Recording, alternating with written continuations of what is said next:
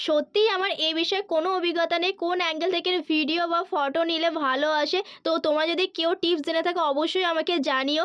২০২৬ এর কিন্তু আমার কাছে বুকিং শুরু হয়ে গেছে ব্রাইডাল পার্টি মেকআপের জন্য। তোমরা কেউ আমাকে বুকিং করতে চাইলে অবশ্যই বুকিং করতে পারো।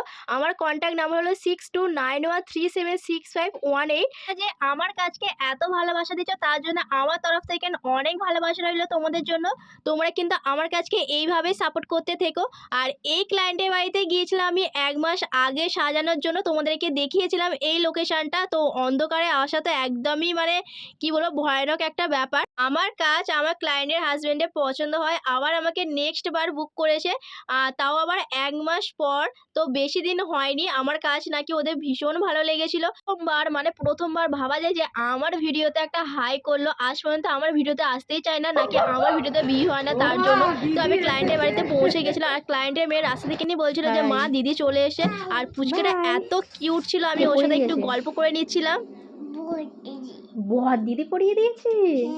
হ্যাঁ। কই দেখি কেমন নেল পলিশ। বাহ! ভালো লাগছে তো। এই হচ্ছে আমার সেই ক্লায়েন্ট যে আমাকে ১ মাসের মাথায় আবারও বুক করেছিল।